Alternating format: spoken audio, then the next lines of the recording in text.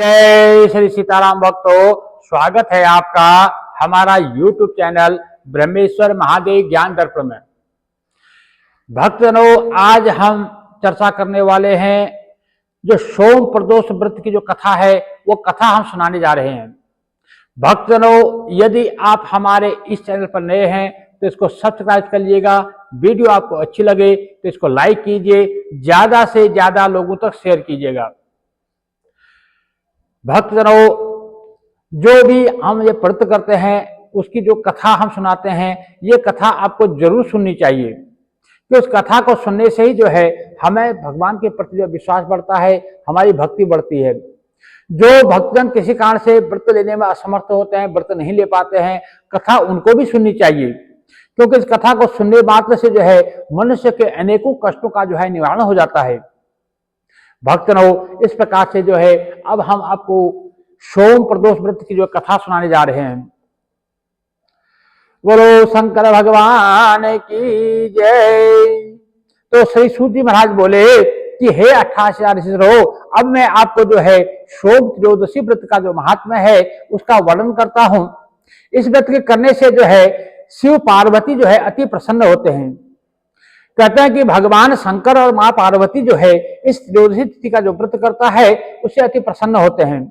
प्रातः जो है इसमें जो है नियम यही है कि प्रातः काल ब्रह्म मुहूर्त में उठे, ब्रह्म मुहूर्त में उठ करके स्नानादि कर शुद्ध पवित्र हो शिव पार्वती का ध्यान करते हुए पूजन करे और भगवान शंकर जी को अर्घ्य प्रदान करे। ओम नमः शिवाय इस जो है इसका 108 बार जप करे और फिर जो है स्तुति करे।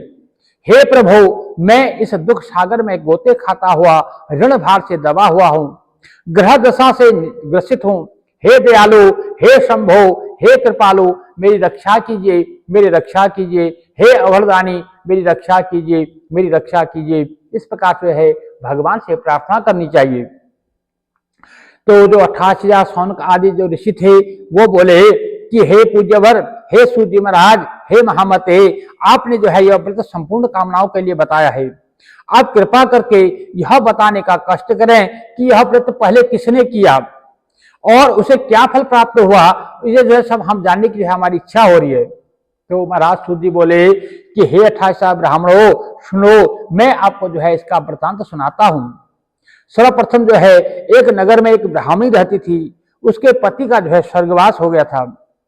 कोई भी उसका धीर धैर्य न था, उसको चाहने उसको देखने वाला कोई नहीं था, उसकी जो है किसी का प्रवेश करने वाला भी उसका कोई नहीं था। इसलिए वह सुबह होते ही वह अपने पुत्र के साथ जो है भीख मांगने के लिए निकल जाती और भिक्षा मांगती और भिक्षा में जो मिलता उसी से वह अपने और अपने पुत्र का जो है भरण पोषण करती थी, उनका पेट भरती थी।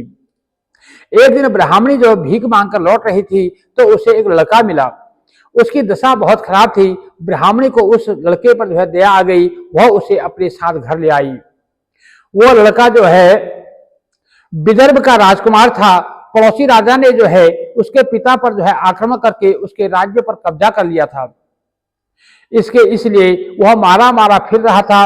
ब्राह्मणी के घर पर वह ब्राह्मण कुमार के साथ साथ पलने लगा। एक दिन ब्राह्मण कुमार और राजकुमार खेल रहे थे। उन्हें वहां गंधर्व कन्याओं ने देख लिया। वे राजकुमार पर मोहित हो गई। ब्राह्मण कुमार तो लौट आया, लेकिन राजकुमार अंशुमति नामक गंधर्व कन्या से बात करता रह गया। दूसरे दिन अंशुमति अपने माता पिता को साथ लेकर के राजकुमार से मिलाने के लिए ले आई। उनको भी जो है राजकुमार पसंद आया। कुछ ही दिनों बाद जो है अंशुमति के माता पिता को शंकर भगवान ने स्वप्न में आदेश दिया कि वे अपनी कन्या का विवाह जो है इस राजकुमार से कर दें। फलतः उन्होंने अंशुमति का विवाह जो है राजकुमार से कर दिया और ब्राह्मणी को जो है ऋषियों ने आज्ञा दे रखी थी कि वह सदा प्रदोष व्रत करती रहे, क्योंकि जो ब्राह्मणी थी उसका एक पुत्र था, दूसरा उसके पास जो है राजकुमार था। जो दो पुत्र उसके पास हुए तो उसको जो है ऋषि मुनियों की आज्ञा थी कि वो भगवान शंकर जी की प्रार्थना करे, हमेशा जो है प्रदोष का व्रत करता रहे, इससे जो है उसका कल्याण होगा। तो उसके व्रत के प्रभाव और गंधर्वराज की सेनाओं की सहायता से उस राजकुमार ने जो है विदर्भ से शत्रु को मार भगाया और अपने पिता के राज्य को जो है पुनः प्राप्त कर वहां आनंद पूर्वक रहने लगा। तो राजकुमार ने ब्राह्मण कुमार को जो है अपना प्रधानमंत्री बनाया, क्योंकि जो ब्राह्मण कुमार था उनके साथ वो बचपन से भाई की तरफ पला पोसा था, भाई के साथ रहा था, तो उन्होंने मिलकर के उसको जो है, उस राजकुमार ने जो है उस ब्राह्मण भाई को जो है अपना प्रधानमंत्री बना लिया और स्वयं वो जो है विदर्भ का राजा बन गया।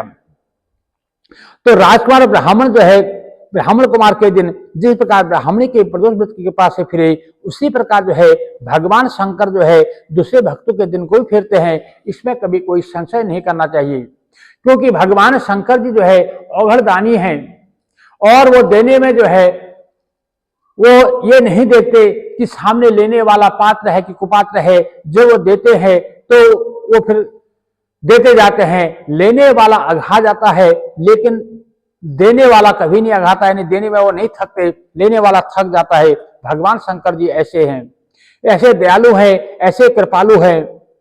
तो इस प्रकार से भगवान शंकर जी जो है जिस प्रकार से उस राजकुमार और उस ब्राह्मणी के जो पुत्र था उनका जो है दिन को फेरते हुए उनका जो है आनंदमय जीवन किया, उसी प्रकार भगवान जो है अपने भक्तों का जो है कष्टों को हरते हैं, उनके जो दुख भरे दिनों को जो है पलट करके उनको सुखमय कर देते हैं। तभी से जो है प्रदोष व्रत का संसार में बड़ा महत्व है। उस ब्राह्मणी के बाद आगे से जो है उस ब्राह्मण कुमार ने और उस राजकुमार ने जो है इस व्रत का प्रचलन किया और उन्हें अपने नगर में और अपने गांव जो अपने शहर में जो है सब भक्तों को आज्ञा दी, सब जनों को आज्ञा दी कि वे प्रदोष का व्रत करें। तब से जो है इस संसार में ये प्रदोष का व्रत का बड़ा महत्व है, सभी लोग इसका व्रत करने लगे। इस प्रकार से शौनक ऋषि को समझाते हुए श्री सूत जी महाराज बोले कि हे ऋषिगणों, जो भी भक्तजन इस प्रदोष के व्रत की कथा को सुनता है, इसके व्रत को करता है, इसके पूजन को करता है, उसका अवश्य ही जो है उसका कल्याण होता है। भगवान भोलेनाथ जो है उसके सारे अमंगलों को हरते हुए, उनके कष्टों का निवारण करते हुए उनके जीवन में जो है आनंद भर देते हैं। इसलिए सभी भक्तों को चाहिए कि वो जो है प्रदोष का व्रत करे। यदि किसी कारण से कोई व्रत करने में असमर्थ हो तो भी उन्हें जो है सुबह भगवान का पूजन करके, उनका अभिषेक करके कथा श्रवण कर लेनी चाहिए। उसके बाद ही उन्हें जो है कुछ खाना चाहिए। जैसे कोई वृद्ध है या कोई अस्वस्थ है, कोई बीमार है, वो व्रत करने में असमर्थ है, उन्हें सवेरे प्रातः काल उठ करके ब्रह्ममुहूर्त में उठना चाहिए। इसके नियमों का पालन करते हुए भगवान का अभिषेक करते हुए अभिषेक करें। अभिषेक करने के बाद भगवान को भोग लगाएं, ब्राह्मण को कुछ ना कुछ दान देवें, ब्राह्मण भोजन कराएं। उसके पश्चात जो है कथा श्रवण करने के पश्चात अपना जो है भोजन ग्रहण कर सकते हैं। भक्त लोग इस प्रकार से जो भी इस कथा को सुनता है या आगे सुनाते हैं तो भगवान भोलेनाथ जो है उसकी झोली भर देते हैं। भक्त लोग इस प्रकार से इस कथा को जो है आप भी आगे ज्यादा से ज्यादा लोगों तक शेयर कीजिएगा, ताकि सभी लोग जो है इस कथा को सुन सकें और सब जो है क्या पता किसके भाग्य जो है कब कहाँ किसके भाग्य जाग जाए, इसको कोई नहीं जानता। इसलिए जो है अपना प्रयास रहना चाहिए कि हम जो है दूसरों की भलाई के लिए कुछ ना कुछ कर्तव्य अपना करते रहें। और यदि कथा आपको अच्छी लगे तो आप जो है कमेंट बॉक्स में हर हर महादेव जरूर लिखिएगा। भक्त लोग यदि अभी तक आपने हमारे इस चैनल को सब्सक्राइब नहीं किया तो सब्सक्राइब कर लीजिएगा। वीडियो आपको अच्छी लगे तो इसको लाइक कीजिए, ज्यादा से ज्यादा लोगों तक शेयर कीजिएगा। जय जय श्री सीताराम भक्तों।